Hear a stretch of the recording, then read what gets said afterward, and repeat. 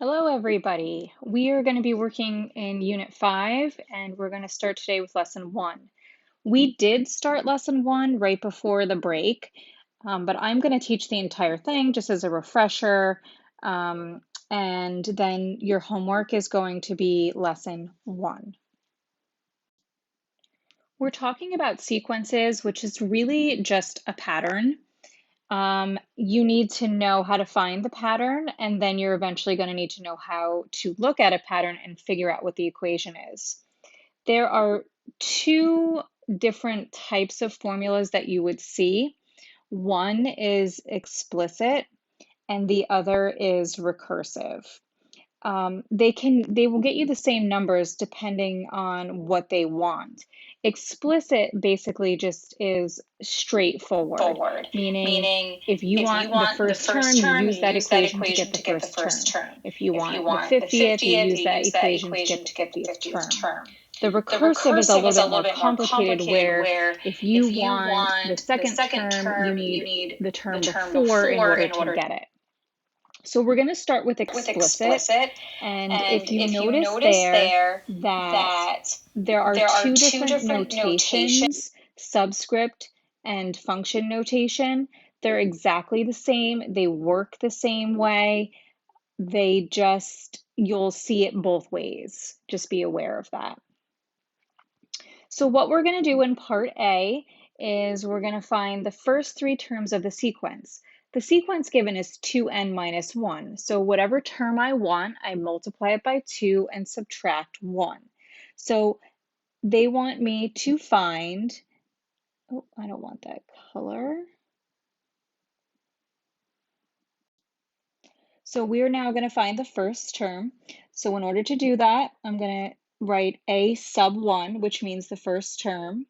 Notice now how I have a 1 where the n is. So I'm going to do 2 instead of an n. Now I'm going to put a 1 minus 1, and that gives me the number 1. Now I'm going to do the same thing with the second term, but now my n is a 2. So I'm going to do 2 times 2 minus 1, which gives me 3.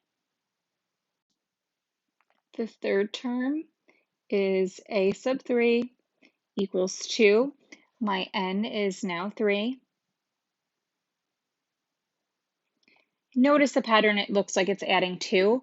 So do you have to show all that work? No. But when you have to find something like the 40th term in part B, it definitely makes sense to do that. Notice how my n is now a 40. And when I do the work there, I end up with 79. Part C says which term has a value of 53. So this is not asking for the first, second, or third term. It's saying that one of the terms is 53. Which one is it? So instead, I'm going to put a 53 in the left side, and I'm going to figure out which term it is. So I'm really just solving for n. So I'm going to add 1 to both sides.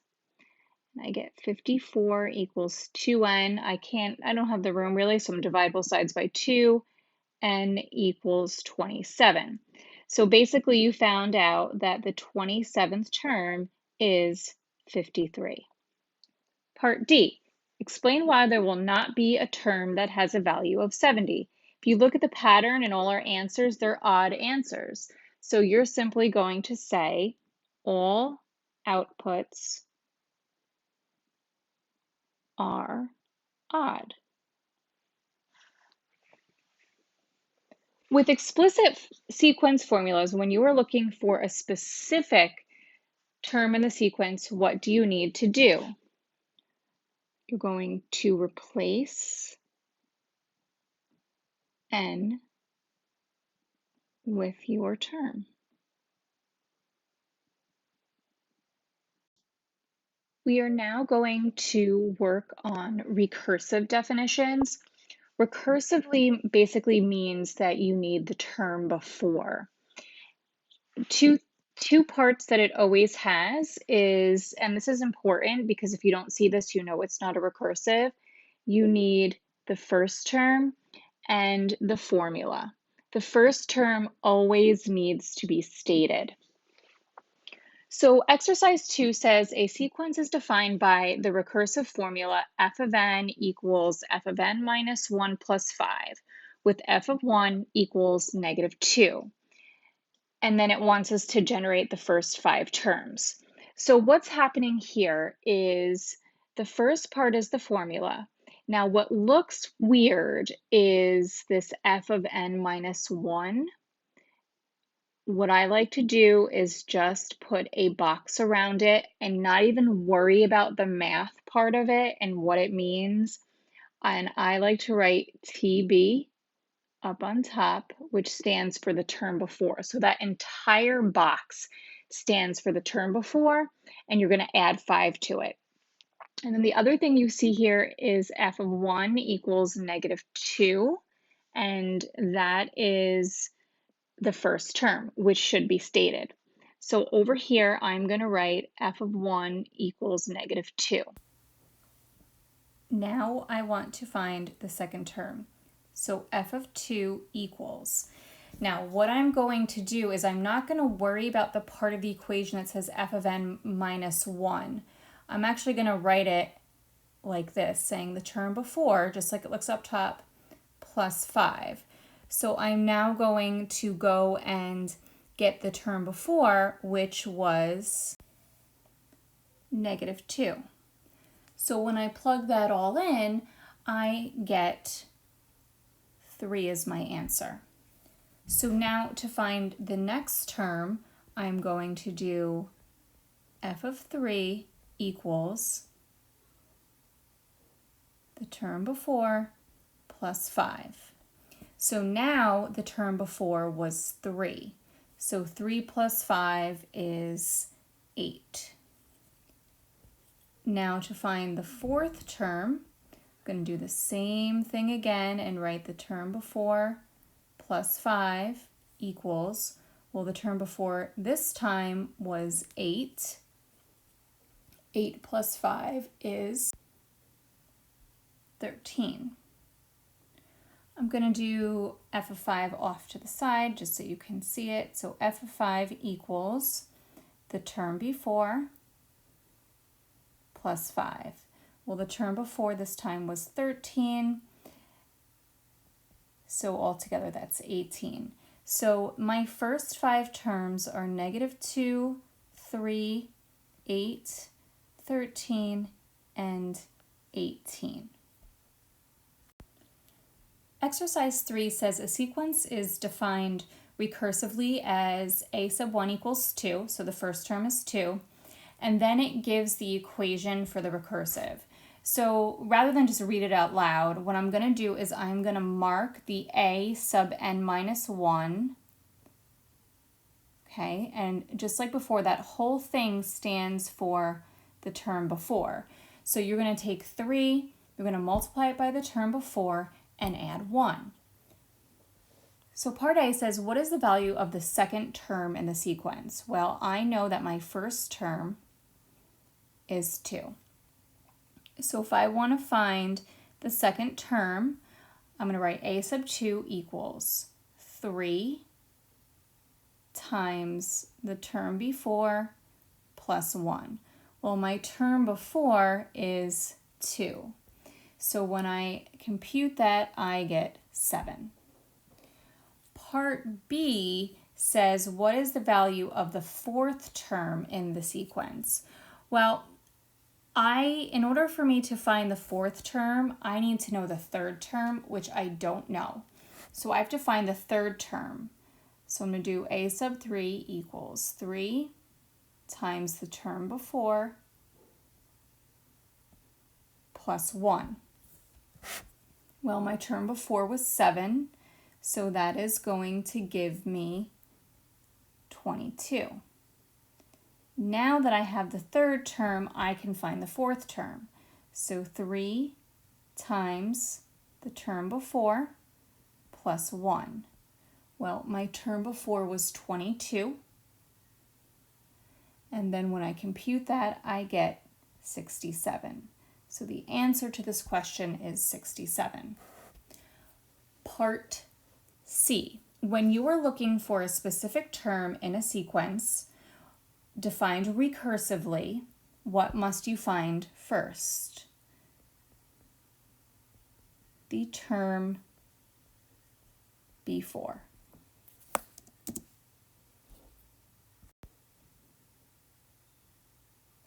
Exercise 4 says, determine the recursive definition in terms of f of n for the sequence below. Be sure to include a starting value.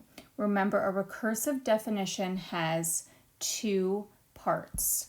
So the first thing I'm going to do is write the first term using the notation they want. So f of 1 equals, and if I look at my pattern here, my first term is 5. Now I have to figure out what the pattern is. You want to make sure that it works for every single one. So how can I get from 5 to 10? Well, I can add 5, but does that work for the next one? It doesn't. So how else can I get from 5 to 10? I can multiply by 2. Does that work for every single one? And it does. So the rule is multiply by 2. So the question is, how do I write that as a recursive, right? So the first part is f of n. Now remember, we were marking the equation how to write the term before, and without like knowing the math part of it, and that was f of n minus 1. That whole thing stood for the term before, and if I'm going to multiply it by 2, I'm just going to put a 2 out front, and that's how you write the rule. Exercise 5. For the recursively defined sequence, t of n equals t of n minus 1 squared plus 2, t of 1 equals 2, find the value of t of 4. So they want us to find the fourth term. Now, I am going to mark this thing right here as the term before. So the rule is saying we're going to take the term before, square it, and add 2. So I know my first term. If I want to find my fourth term, I need my third term, which I don't have. And in order to find that, I need my second term, which I don't have. So I need to find my second term. So the rule is the term before, square it, and add 2. Well, my term before is 2. So when I square that and add 2, I get 6. Now for the third term, I'm going to do t of 3 equals, same rule, term before, I'm going to square it, plus 2.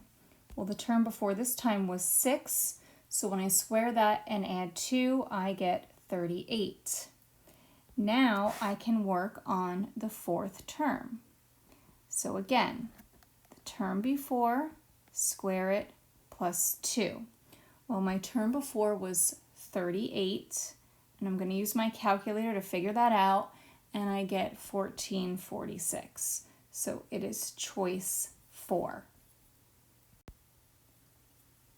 For exercise 6, they want us to find an explicit formula. So this is the straightforward formula, meaning if I want to find the first term, I plug in a 1, and I should get the correct answer.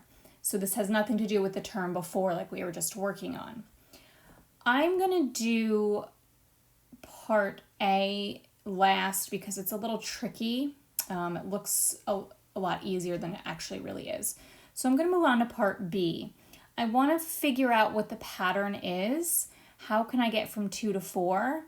Well, I mean, I can multiply that by 2, right? But how does multiplying it by 2 work each time? Okay, but let's think about the formula there. So if I plug in a of n equals 2n, if I want to find the first term, does that work? Yes. If I want to find the second term, does that work?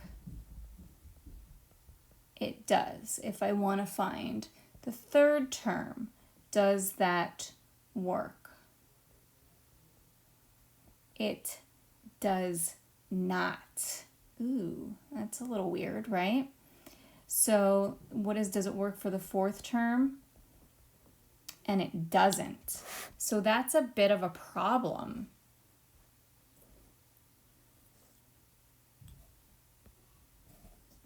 So the question is there another way to get those terms? And I do believe we got to both of these in the classes, but what's actually happening here is I can write this as 2 to the power of n. Does that work for the last terms? Let's do a sub 4. 2 to the power of 4, is that 16? It is. So that is actually the rule there. That one's a little tricky. Okay, so it's important when you come up with a rule that not only does it work for each term, but that it, when you plug it in for each term, it works. Now in part C, I noticed that there's a 5 on the numerator every single time. So that tells me that that is not going to change. But then I notice I have a 2, 3, 4. So technically the first one, I bet you there's a 1 there. So if those are the terms, then it makes sense that there is an n there on the bottom. Same thing for D. I have a 1 on top each time. But on the bottom, it doesn't seem to be going 1, 2, 3, 4. But how else can I get those terms? Well, if I square each term. Okay. Now I'm going to go back to A. A is the tricky one. It looks like the pattern is +1. That's what it looks like to me, right? If you add 1, you can continue the pattern, which you can. I mean, to me, if you need to continue the pattern, you just continue the pattern. You keep adding 1. But what is going to be interesting is if you have to find like the 50th term, it's not going to work. So the problem is if my rule was, oops, I don't want the highlighter. If my rule was n plus 1, does that work for the first term? Well, it does not. So if my first term is a 4, I'm going to put a 4 in here, and I'm going to say, okay, well, this is my first term. What am I going to add to it to get that 4? And it's a 3.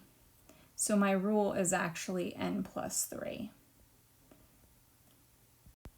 All right, I'm going to skip exercise 7 and move ahead to 8.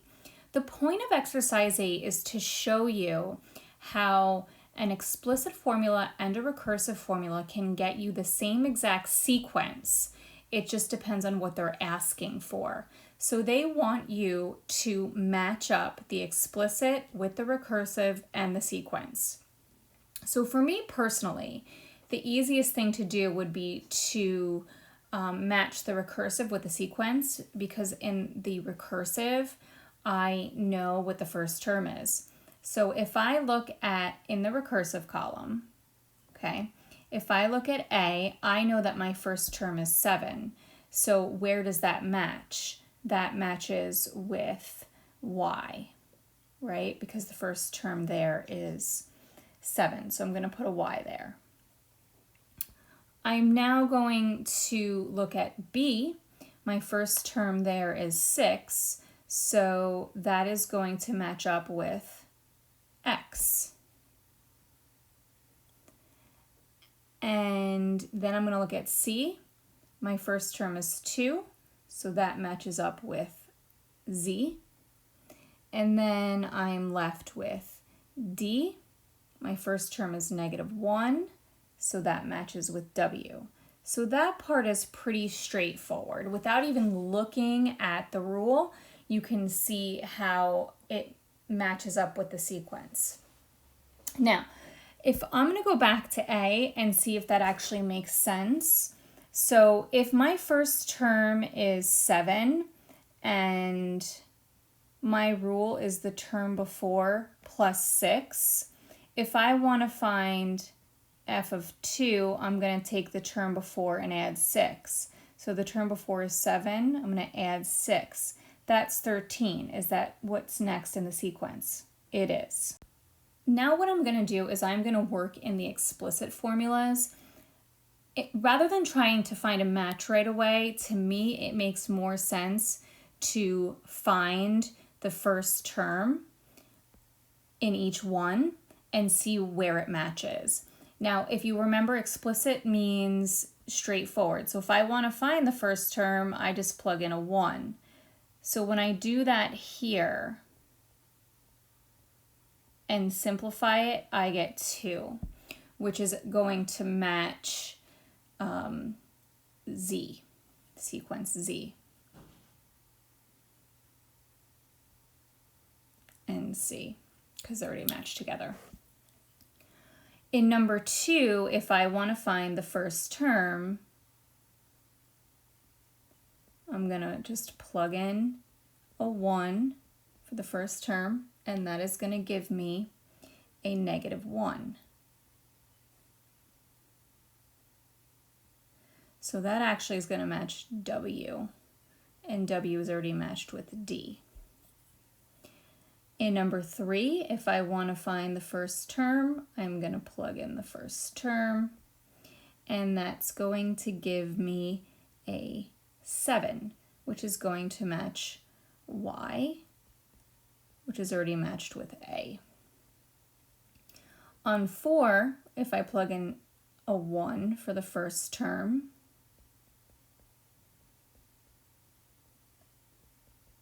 that's actually going to give me a 6. So that lines up with X and B. So what is happening, what I want to show you, is that this explicit formula has the same first term of 2 as this. So these three match, meaning they have the same pattern, they have the same sequence, just how they're finding it is different. The explicit, if you want to find the first term, you plug in a 1. The recursive, if you want to find the second term, you need the term before. That's why the equations look different, even though they give you the same pattern. So the same goes for 2. That matches with W. They will get you the same sequence, and that sequence, well, that's D, but that matches with sequence W. And then the same thing goes for the next one. That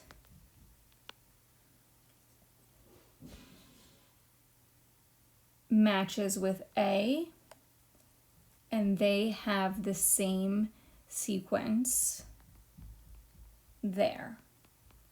So could you use either one to find the sequence? Sure. Does it make more sense to find the explicit? Yes, it does. I think that's easier. But sometimes they're going to ask you for the recursive. So you definitely need to know how to find the recursive. And then I'm just going to shade this one just to show that it matches. Can't really see that, but that's the one remaining. For the sake of the difficulty of this assignment, I'm actually not going to do number 9 because it's not really necessary for now. I might assign it as extra credit later on, but I really just want you to focus on the homework. Looking ahead at the homework that you guys have to do tonight, I anticipate there being trouble with number 5, which is similar to exercise 6 that we just did in the notes, and they can be tricky. So I will be available for live review from 12:30 to 1. I can definitely chat or do like a group chat if we need to go over that. Just let me know. All right. See you later.